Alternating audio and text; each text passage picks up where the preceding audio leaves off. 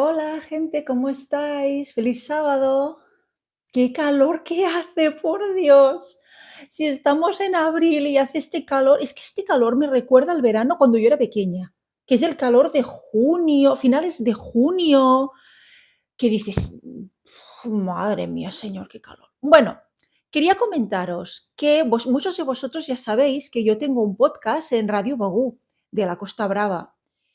Y hoy, el podcast de este lunes va a ser una lectura improvisada y me he dicho, oye, ¿sabes qué? Aprovecha, grábate y que así también lo compartes con tus otros seguidores, ¿vale? Recordad, pero que la lectura va a estar en catalán, porque es Radio Bagú, es catalán y va a estar todo en catalán. Así que, a ver, la lectura va a ser Alas de Sangre, en catalán, Alas de Sang, que es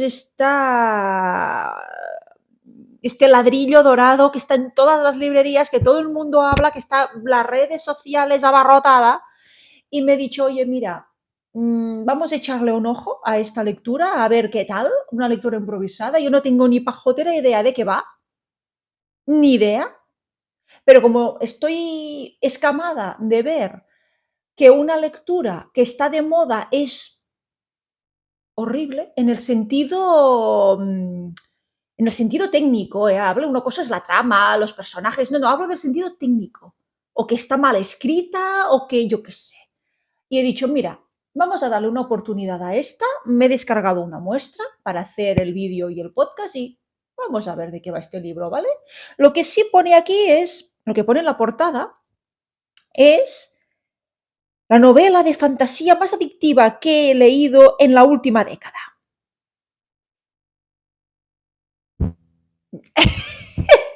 A ver si es verdad, ¿vale? Yo lo voy a leer, os lo recuerdo en catalán, ¿vale? Ahora voy a empezar el podcast. Tengo aquí el cronómetro de 10 minutos, tengo aquí el ordenador, lo que tengo que decir, estoy grabando con mi móvil y el audio lo voy a grabar con el móvil de mi pareja. O sea, estoy rodeada de cosas, solo que aquí no se ve, gracias a Dios. Pero hay un desorden, tengo un problema técnico, que es el micro. Estoy grabando para vosotros con el micro para que me escuchéis bien, pero necesito el micro para la radio. Así que ahora vais a escuchar un como que se oye mal, pero es por esto, porque necesito el micro para el podcast, ¿de acuerdo? Perdonadme. Bueno, vamos allá, espero que me oigáis bien. Grabando.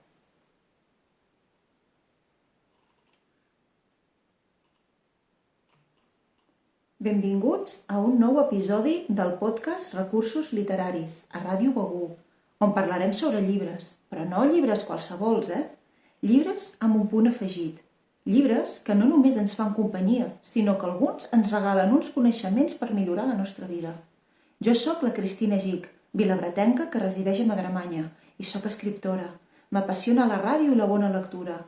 Per això estic aquí, per a presentar-vos alguns llibres que valen la pena llegir. Anem-hi, doncs! Avui, tal com us vaig avançar la setmana passada, toca un podcast improvisat. Sí, improvisat del tot, sense guió i sense xarxa. He escollit la novel·la Ales de Sang, de la Rebecca Yarros, perquè és una novel·la que està molt de moda. Segur que l'heu vista a moltes llibreries o a les xarxes socials, que està farcit d'imatges, memes i de tot. És un llibre així molt gruixudet, de 700 planes i pico, de color daurat. Val? Jo no sé de què va, no m'he llegit la sinopsis encara, no sé res. Però sé que és molt... Doncs això, que tothom en parla, i he dit, doncs mira, anem a provar-ho. I per què he escollit aquesta que tothom en parla? Doncs perquè estic acostumada a que la gran majoria d'obres que estan de moda tenen alguna flaquesa a nivell tècnic. Una cosa és l'argument, que a tu t'agradi, no t'agradi el gènere, en aquest cas sí que és de fantasia i que és juvenil. Una cosa és això, però l'altra és que els personatges estiguin o no estiguin ben construïts, que hi hagin escenes que estiguin ben fetes, que siguin verosímils, etc. Que els recursos literaris estiguin ben fets. I això és el que vaig averiguar aquí. D'acord? Comencem a llegir. A la portada diu la novel·la de fantasia més addictiva que he llegit en l'última dècada. Tracy Wolff, autora de la sèrie Crave. Bueno, a veure si és veritat, anem a comprovar-ho. És de l'editorial Columna. La sinopsi diu: la Violet Sorrengale creia que quan feia els 20 anys s'uniria al quadrant d'escribes per viure una vida tranquil·la, estudiant els seus estimats llibres i les històries antigues que tant la fascinaven. Però per ordres de la seva mare, la temuda comandant general, la Violet es veu obligada a unir-se als milers de candidats que lluiten per formar part de l'èlit de Navarre, els genets del drac. Quan ets més petita i fràgil que els altres, la teva vida corre perill, perquè els dracs no es vinculen amb els humans febles. De fet, els incineren. Sumat a això, amb els genets, que dracs disponibles, bona part dels candidats mataria la Violet per millorar les seves probabilitats d'èxit. D'altres, com el despietat Shaden Riorson, el líder d'ala més poderós del quadrant, l'assassinarien simplement pel fet de ser la filla de la comandant general.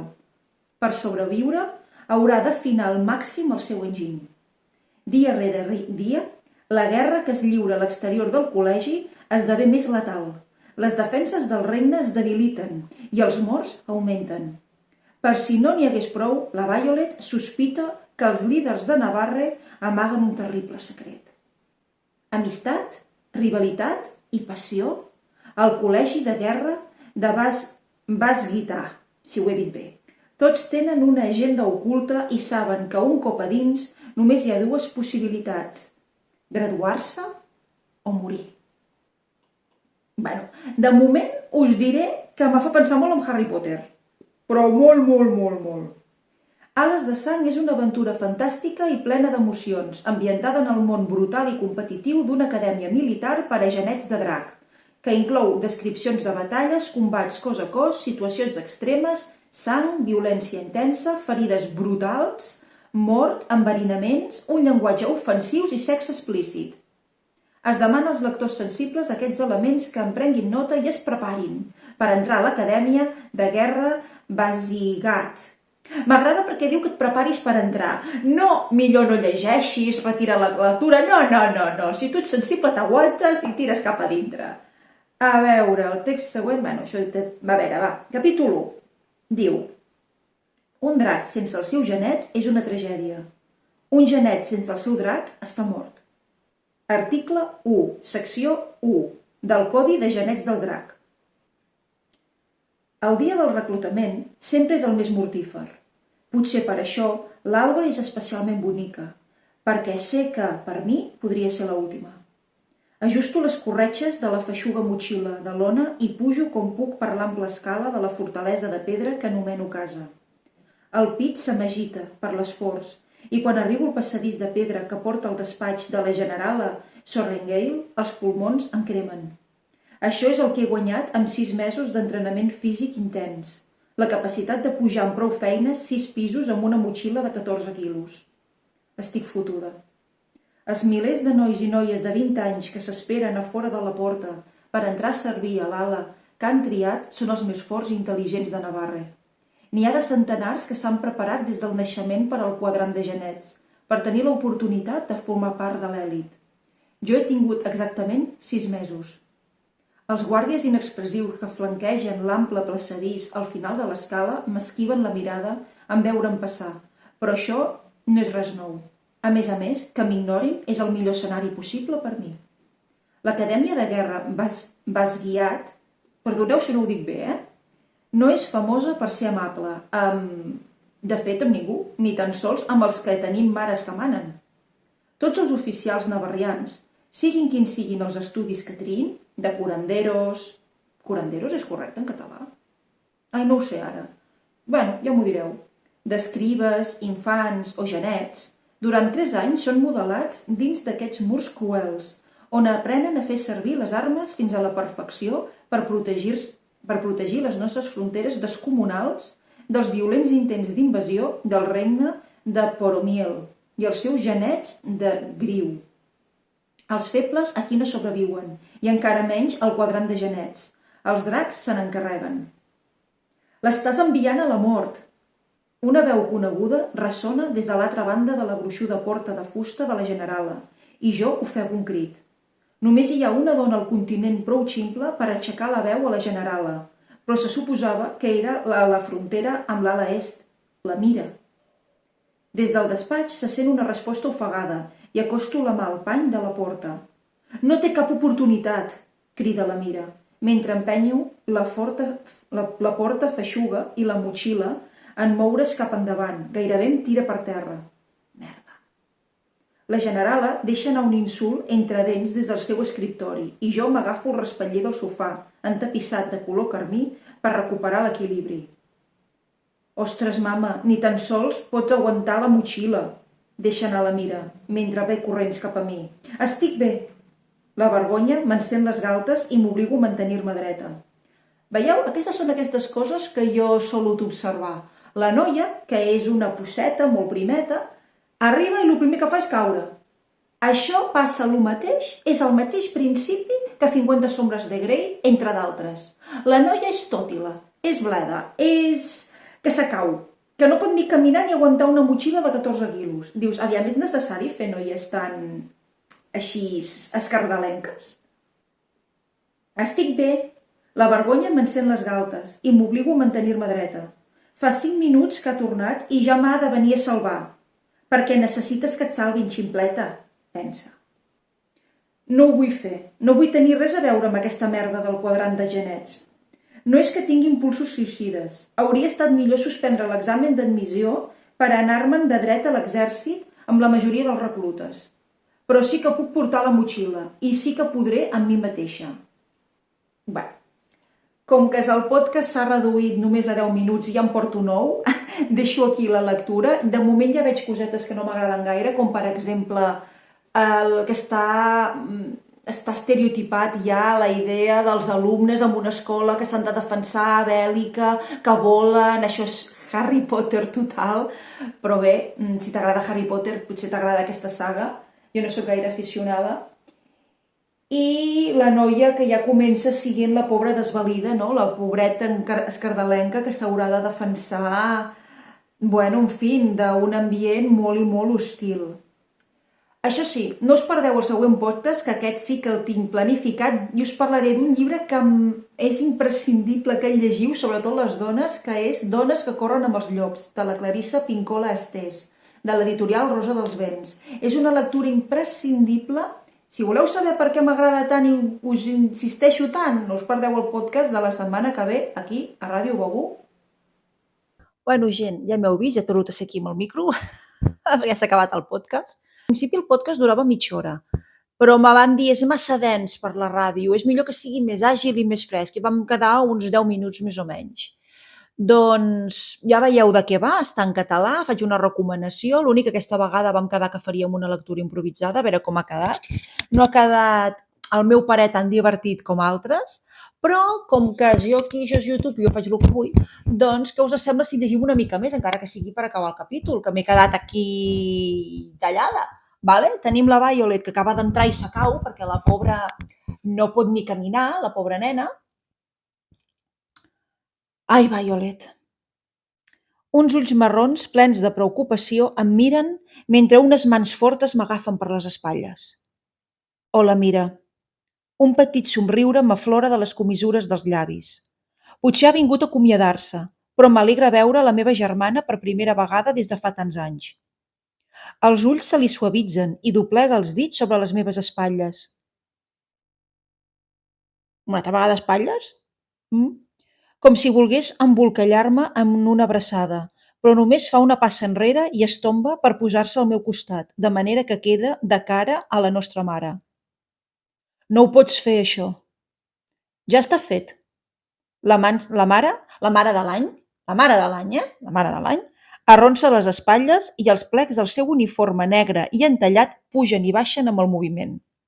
Evidentment. Deixo anar un riure burleta.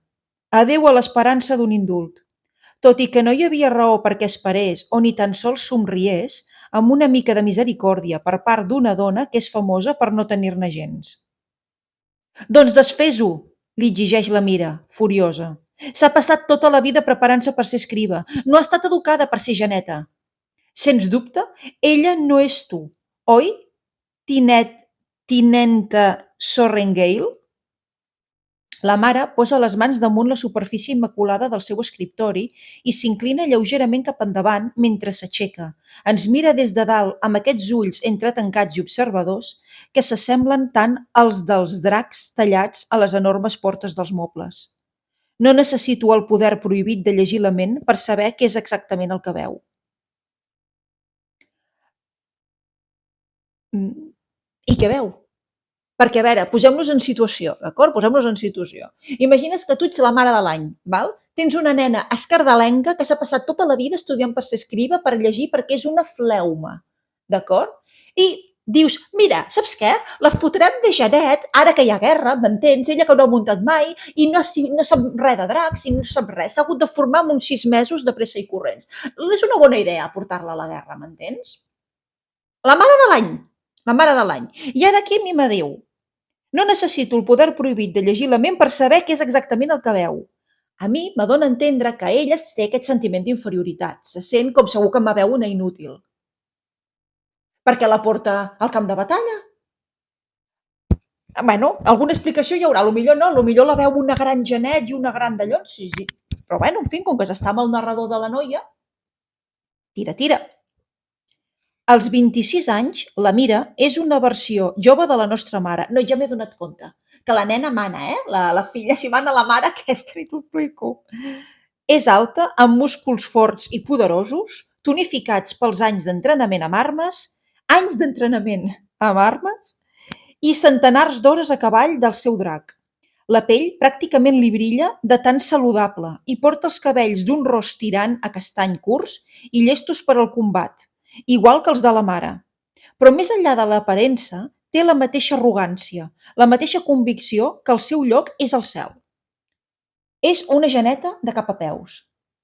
És tot el que jo no sóc. I la manera com la mare fa que no amb el cap, decebuda, indica que ella també ho creu. I per què la portes al camp de batalla? Jo sóc massa baixeta, massa fràgil. No, ja, no pot ni caminar, imagina't. Les corbes que tinc haurien de ser músculs i el meu cos traïdor em fa vergonyosament vulnerable. La mare se'ns acosta i les seves botes negres ben enllustrades brillen sota les llums màgiques que ballen als canelobres. M'agafa la punta de la llarga trena i deixa escapar un riure burleta en veure la secció que em comença a les espatlles, on els flocs del color del cafè van perdent la calidesa del to i a poc es converteixen en un platejat metàl·lic que arriba fins a les puntes. Pell clara, ulls clars, cabells clars, visca els sinònims, diu, després de deixar-me anar la trena. La seva mirada m'esprem fins a l'última gota de seguretat que em quedava a la mèdula. És com si aquesta febre t'hagués robat el color, juntament amb la força. Per un instant hi ha pena als seus ulls i les celles se li arrufen. Li vaig dir que no et tingués el coi de la biblioteca. Li vaig dir que no et tingués el coi de biblioteca. No és la primera vegada que la sento maleir la malaltia que gairebé la va matar mentre estava embarassada de mi, o la biblioteca que el papa va convertir en la meva segona llar quan ella es va instal·lar a Basguitar com a instructora i ell com a escriba. L'estimo, la biblioteca, li responc. Ha passat més d'un any des de que el cor del meu pare, a la fi, va fallar. Els arxius, arxius en majúscula, continuen sent l'únic lloc que sento com una casa, en aquesta enorme fortalesa, l'únic lloc on encara percebo la presència del meu pare. Jo el que trobo a faltar aquí són sinònims. Són sinònims. Parles com la filla d'un escriba, diu la mare en veu baixa, i de sobte puc veure la dona que era quan el papa vivia. Més tendra, més amable, almenys amb la família. Soc la filla d'un escriba. L'esquena m'està matant, o sigui que em despenjo la motxilla de les espatlles, la deixo a terra i agafo la primera glopada profunda d'aire des que he sortit de la meva habitació. Mal fet. Bueno, mal fet, aviam, depèn. Mal fet perquè demostres debilitat, perquè elles no es traurien la motxilla. Però ben fet perquè fas el que et dóna la gana. O sigui, depèn, eh? La mare parpelleja i la dona amable desapareix per deixar només a la generala. Ets la filla d'una geneta. Tens 20 anys i avui és el dia del reclutament. Deixaré que acabis la tutoria. Tutoria! Però, com et vaig dir la primavera passada, no permetré que una filla meva entri al quadrant d'escribes, Violet.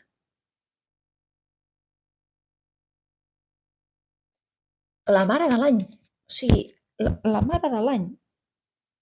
Però a veure, hi ha una cosa que, en sèrio, jo com a facilitadora de constel·lacions familiars no m'agrada gens i m'esgarrifa, i és això, no? Ella diu, soc la filla d'un escriba, i l'altre li contesta, ets la filla d'una geneta. Dius, a veure, perdona, ets la filla d'un escriba i d'una geneta. O sigui, tens sang dels dos. S'ha de respectar el pare.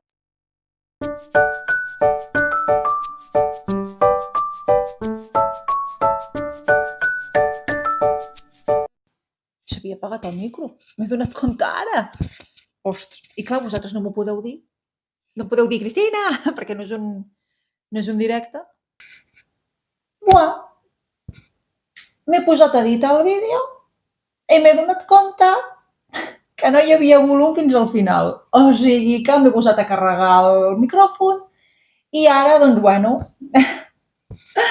mentrestant he estat repassant el primer capítol del llibre aquest d'Ales de sang. A mi m'avorreix. Jo sóc més de novel·la negra, de que t'enganxin, de que jo això xerren aquí la petita, la Violet amb la seva germana gran mira i jo m'avorreixo. Perquè estan dient coses i que si els nòvios i no sé què. M'he anat saltant paràgrafs i dic, para. Per la qual cosa no crec que me'n llegeixi perquè m'avorreixo. A veure, millor els següents capítols milloren, però a veure, és un totxo. Si d'un totxo ho vaig separant així, no me sedueix aquest llibre. Ja veig que és molt Harry Potter, ja us ho he dit abans. Els sinònims brillen per la seva absència i hi ha algunes incoherències de moment, com per exemple que la mare de l'any faci el que fa. Però bueno, insisteixo en que només m'he llegit les primeres planes, per la qual cosa, i aquí ho deixo. D'acord? Doncs res, recordeu, si us ha agradat el meu contingut, regaleu-me un like, deixeu-me un comentari i compartiu. Fins la setmana que ve, que farem un altre vídeo d'una lectura que considero imprescindible per les dones. No us ho perdeu.